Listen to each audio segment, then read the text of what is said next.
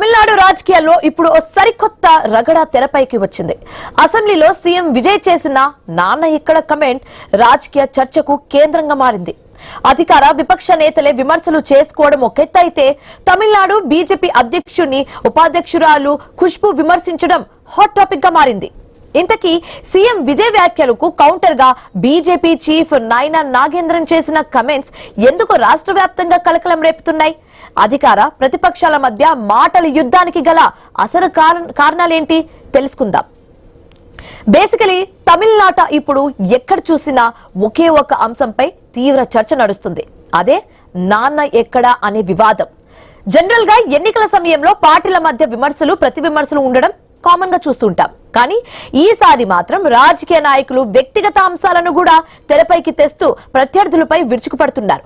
మరి ముఖ్యంగా తమిళనాడు ముఖ్యమంత్రి విజయ్ టార్గెట్ గా వ్యూహాత్మక విమర్శలు వస్తూ ఉండడంతో రాష్ట్ర రాజకీయ ఒక్కసారిగా హీట్ ఎక్కిందని చెప్పొచ్చు.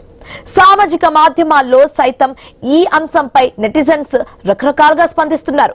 అసలు ఈ వివాదం తెరపైకి ఎందుకు వచ్చింది, దీని వెనుక ఉన్న అసలు రాజకీయ వ్యూహం ఏంటనే దానిపై ప్రజల్లో తీవ్ర ఉత్కంఠ నెలకొంది అని చెప్పొచ్చు. అధికార ప్రతిపక్షాల మధ్య మాటలు తూటలు పేలుతూ ఉండడంతో ఈ వివాదం రోజు రోజుకు ముదిరిపోతూ ఉంది. అసెంబ్లీలో డీఎంకేను ఉద్దేశించి సీఎం విజయ్ చెప్పిన కుట్టి కథాయ అనే ఓ కథ వివాదాలకు కేంద్ర బిందువుగా మారింది. ఉదయనిధి స్టాలిన్ ను ఉద్దేశించి అసెంబ్లీలో సీఎం విజయ్ నాన్న ఎక్కడా అంటూ స్టాలిన్ ను ఉద్దేశించి ప్రశ్నించారు. దీనికి కౌంటర్ గా బీజేపీ చీఫ్ నైనా నాగేంద్రన్ అమ్మనడిగితే అసలు తండ్రి ఎవరో తెలుస్తుందంటూ ముఖ్యమంత్రిని ఉద్దేశించి వివాదాస్పద వ్యాఖ్యలు చేశారు. దీంతో అధికార టీవీకేతో పాటు ప్రతిపక్ష డీఎంకే కూడా బీజేపీ నేత నైనా నాగేంద్ర పై భగ్గుమన్నాయి.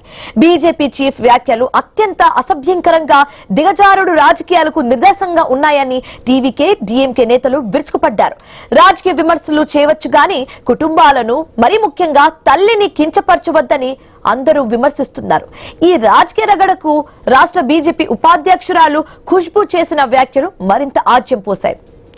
ఈ వివాదంలో ఆమె సీఎం విజయ్ కి పూర్తి మద్దతుగా నిలుస్తూ తన సొంత పార్టీ చీఫ్ వ్యాఖ్యలను తీవ్రంగా తప్పుపట్టారు.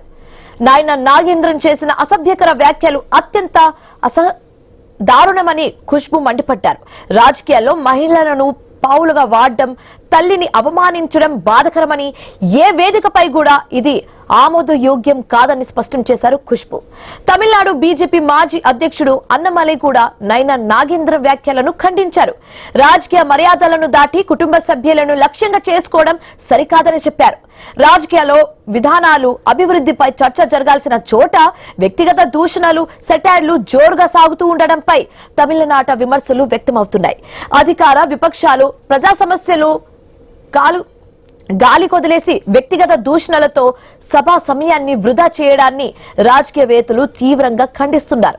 అభివృద్ధి అంశాలు వదిలేసి ఇలాంటి వివాదాలు తెరపైకి రావడం పట్ల స్వతంత్ర విమర్శలు కూడా వ్యక్తమవుతున్నప్పటికీ పార్టీలు మాత్రం వీటినే ప్రధాన ప్రచార అస్త్రాలుగా మలుచుకుంటున్నాయి.